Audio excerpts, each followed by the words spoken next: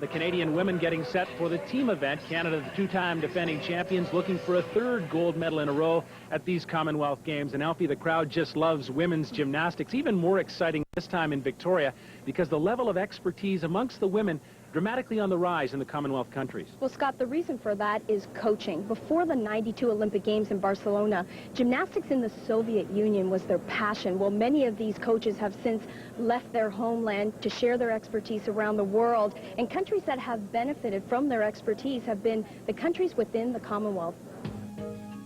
Countries like Northern Ireland, where former Soviet superstar Maria Filatova now plies her trade. Back in 1976 at the Montreal Olympics, Filatova was a teenage sensation, an Olympic and world champion. Back then, winning was easy. Now as a coach, she's starting over. It's not a champion team, just 3 girls have to compete. And I think it's a not champion team, but look not bad and nice. And we hope next generation be better. The new generation of Australian gymnasts is already better. Joanna Hughes, world class. At the World Championships in Brisbane, Hughes excited crowds. Australia has become a force to be reckoned with. Routines are now slick and precise. It's come because of hard work in China's Zhu Ping. Discipline and focus are the keys, and the coaches ensure the work is done. I'm not really sure. I can't give you a strict answer. Who is the gold medalist? I can't. Because I not really carefully look at every country. I only concentrate on my teams. Canada is coached by Russia's Alex Bard. 3 of the 4 team members are from his club in Mississauga, including international favorite Stella Ume. Bard says the influx of gymnastics expertise to the Commonwealth countries is making a huge difference. The sport is becoming more competitive all over the globe. It's Russians against Russians, Russians against Chinese, Russians against Romanians, but overall, sport of gymnastics going to win because we're getting better. The reach of the gymnastics heartland is growing every day, from Canada to Australia, where Zhu Ping's wisdom has already had a huge effect in philosophy and in results, to Northern Ireland, where an Olympic champion gives new hope to a whole new generation of gymnasts. Ron? Thank you very much, Alfie. Well, one of the coaches, your tail, and so do the eyes. The name is Stella. That's all anyone needs to know. It tells the whole magical story. Dig a little deeper and you'll find a treasure. 4 years ago, Stella Ume got a last-minute call to Auckland. She nailed a vault, won plenty of hearts in New Zealand and back home in Canada. She helped her country claim team gold again. Not bad for a 14-year-old substitute just off the plane. I wasn't scared at all. I was just like, I'm really tired. I'm really tired. I really would like to go to sleep, but you know, I got to train. No, I got to compete. Oh my goodness, I have to compete. I went out there, did my job, went back, and went to bed. No time for Stella to rest now. No time to falter. At 19, this team is her oyster, and they think she knows the way to gold again at the Commonwealth Games. This will be Stella's stage this afternoon, the podium at Memorial Arena in downtown Victoria. Team gold is on the line for Canada, and Canada is attempting to defend a Commonwealth Games championship. Good afternoon, everyone, and welcome to Memorial Arena. Scott Russell along with Alfie Schlegel. You know, Alfie, a lot's happened in 4 years to Stella Ume. She was a substitute in Auckland, won a gold medal, has since won a couple of Canadian championships and become an international star. Now she gets a chance to lead. Scott, you know, 4 years ago, Stella didn't have a clue what was happening to her. Actually, I think it was the best thing that ever happened. She didn't have a chance to think about the competition. She did her job. Well, the scenario has changed 4 years later. She is by far the most experienced athlete on this team, and hopefully that experience will rub off on some of the younger team members as they hope for a 3rd consecutive gold medal. Kind of a bit of a different situation as compared to the men yesterday. This time, Canada is quite clearly the favorite. Where do you see the challenges coming from? Well, first of all, it's the same old game. You have to hit your routines in a team competition.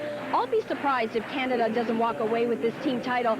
But as you mentioned, the challenge will come from Australia. They have a star in Joanna Hughes. You know, this is a team that has improved greatly over the years. They're well trained. They're a fantastic team, and they will present the greatest challenge to Canada. All right, Canada with team gold on the line. They won in '78 and in 1990. They go for a 3rd in a row right here at Memorial Arena. Memorial Arena in downtown Victoria. Capacity here is 5,000, and the venue is sold right out for the women's team competition. Scott Russell along with Alfie Schlegel as you take a look at 15-year-old Jamie Hill of Brampton, Ontario. This may be the biggest moment of her competitive career to date, the Commonwealth Games Championships, and Jamie expected to be a key member of this Canadian team. No question, Scott. Jamie should contribute big time for this Canadian team. Interesting, she's just starting off her young international career. Stella Ume is finishing things off here at the Commonwealth Games, but don't let that fool you. She may be young, but she is hot stuff, and this is a dynamite floor routine.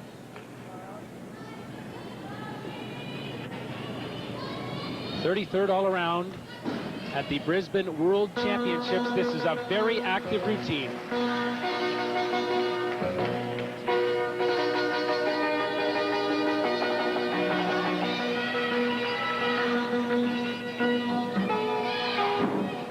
You know, the Canadians have been having problems staying in bounds. The 40 by 40, it may not seem like a huge mistake, but in a team competition, that's a 0.1 deduction. They've already had 2 from their previous 2 competitors.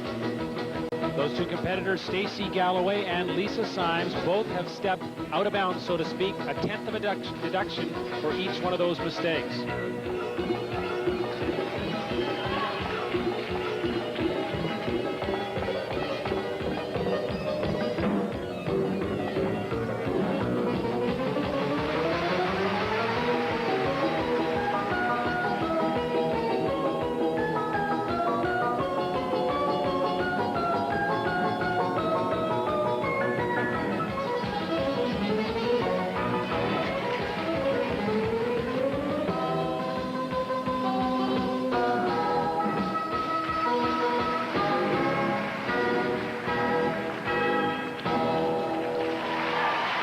Jamie Hill, coached by Alex Bard at Gymnastics Mississauga. A case of some nerves in that first routine for her. I think so, Scott. Not quite the performance I expected from Jamie. It was nicely done. The choreography was on, but the tumbling, I don't know if she just has a little bit too much energy to spare today. Starting on floor exercise, sometimes you can get that way. You just want to pour it all on early in this competition, but she definitely had some little deductions the judges can certainly take points off of. Now move to the major competitors for Team Canada in this team event. Australia, and they send Ruth Moniz up onto the beam. Now Ruth is their anchor. She's lovely on this exercise. Take a look at her body lines, that toe point. That's just fantastic, and obviously that's from the great training of Zhu Ping, the head coach of this team. Very solid on her acrobatic skills, 2 consecutive layouts. Had a chance to peek over and watch the previous competitors from the Australian team. They seem a little bit rattled. Some unexpected wobbles. They haven't fallen off the apparatus, but they have some low scores up to this point, with the exception of Joanna Hughes, 9.575. Take a look at this move, a full twisting back handspring.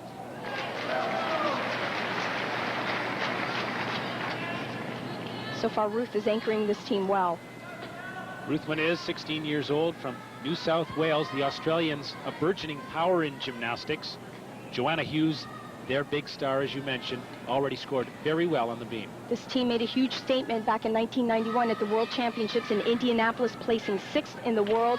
Believe me, their goal is to stay there. She had trouble on that dismount in warm-up, but she pulled it together. Double pike dismount. Great ending for the Aussies.